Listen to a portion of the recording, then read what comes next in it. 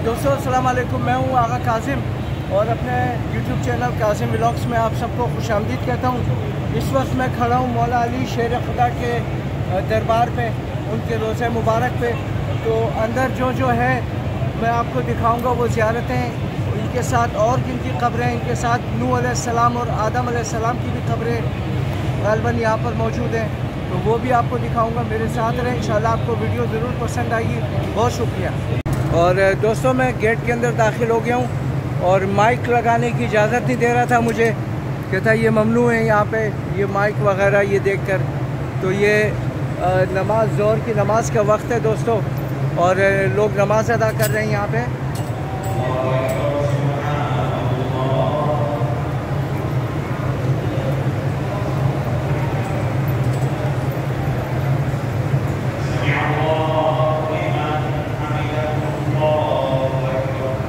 मेरे मौला अली शेर खुदा का रोज़ा मुबारक।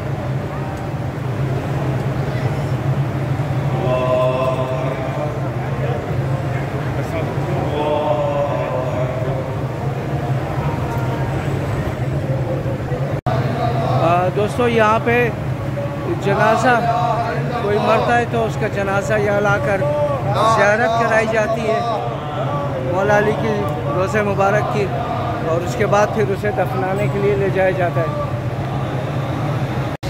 ये मेरे मौला अली का दर है, उनका दरवाज़ा, जिसको मैं आप सब की तरफ से बोसा दे रहा हूँ दोस्तों कि मौला अली आप लोगों को भी यहाँ आने की तौफीक अता फरमाए, आमीन।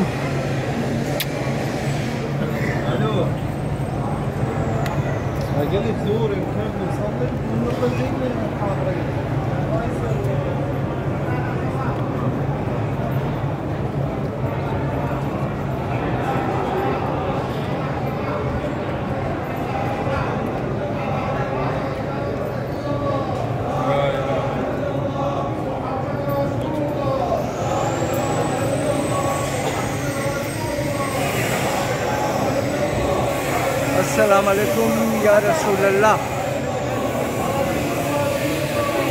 दोस्तों ये मेरे इमाम अली अलैहिस्सलाम शेर खुदा का रोज़े मुबारक, ये आप लोगों के सामने आप लोग देख सकते हैं। ये मेरे मौला अली का रोज़े मुबारक है दोस्तों, शेर खुदा मौला अली।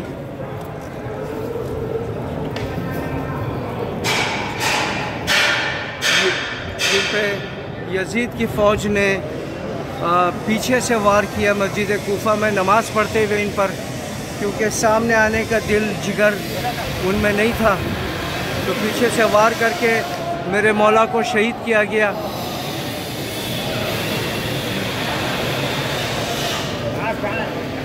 अहला व सहला, शुक्रान, अना ईरानी सय्यदना मुहम्मद।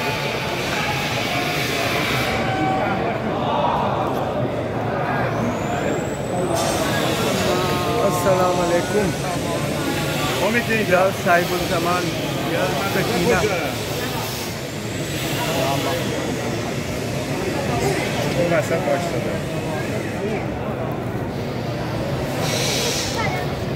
मेरे मौला अली का आखिरी आरामगाह, उनकी रोज़े मुबारक,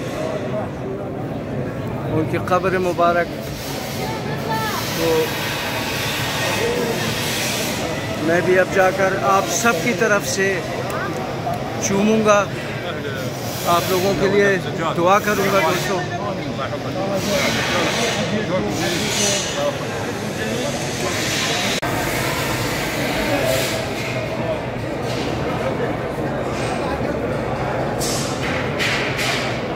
मौला अली अलैहिस्सलाम का रोज़े मुबारक।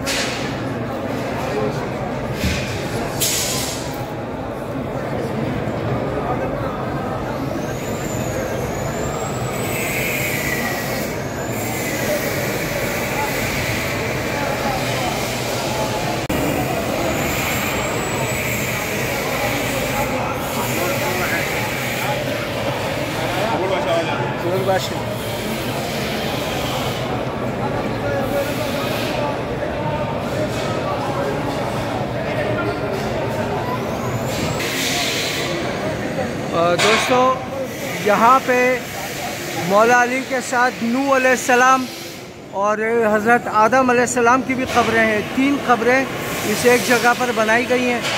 तो मौला अली और आदम अलैहिस्सलाम और नूह अलैहिस्सलाम 3 क़ब्रें इस रोज़े मुबारक पे मौजूद हैं।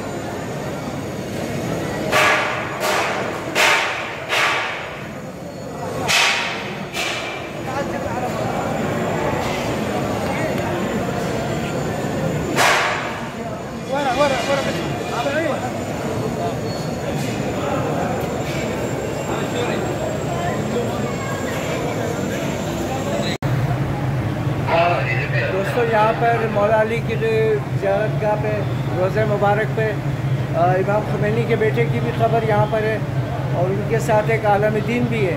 तो आपको उनकी ख़बर भी दिखाता हूँ कि इमाम ख़ुमैनी तो ईरान से ताल्लुक़ रखते थे, लेकिन उनके बेटे की ख़बर यहाँ पर बनाई गई है उनकी ख्वाहिश पर, क्योंकि इमाम अली अलैहिस्सलाम यहीं पर उनका ज़ियारत है।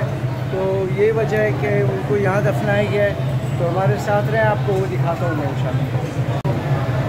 तो ये दोस्तों मैं जा रहा हूँ उस तरफ जहाँ ख़ुमैनी की बेटे की ख़बर है। ये दोस्तों ये इमाम ख़ुमैनी के बेटे की ख़बर, मुस्तफ़ा बिन रूहुल्लाह अल ख़ुमैनी, मुस्तफ़ा बिन रूहुल्लाह अल ख़ुमैनी अल सैयद ऊपर लिखा हुआ है। अच्छा, ये दूसरी ख़बर है अल शेख अल जलील मोहम्मद हुसैन अल इस्फ़हानी। ये बहुत बड़े आलिम थे दोस्तों, ये बहुत बड़े आलिम थे, इसलिए इनको भी यहाँ दफनाया गया है। तो ये 2 क़ब्रें एक साथ यहाँ पर है, एक ख़ुमैनी के बेटे की और एक मोहम्मद हुसैन अल इस्फ़हानी जो कि एक आलिम दीन थे। तो उनकी ख़बर भी यहाँ बनाई गई है। ये उनकी ख़बर है दोस्तों, नीचे दफनाया गया इनको।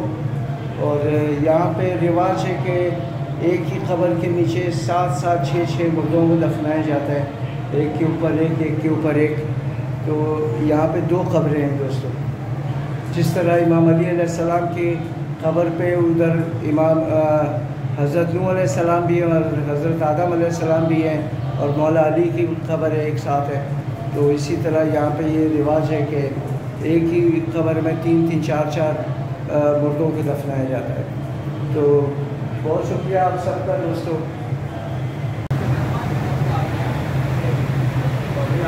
दोस्तों आज कल चूँकि हमारी रवानगी है वापस कोयटा की तरफ, तो आज मैं आया हूँ अलविदाई ज़ियारत के लिए मौला अली की क़ब्र पे, उनके ज़ियारतगाह पे।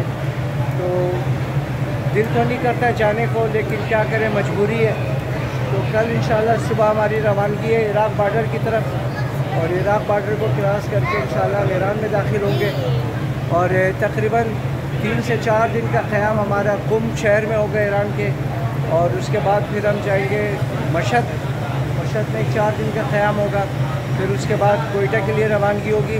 तो इंशाल्लाह जहाँ जहाँ जाऊँगा आप लोगों के लिए उसका व्लॉग बनाते जाऊँगा। तो मुझे सपोर्ट करने का बहुत शुक्रिया।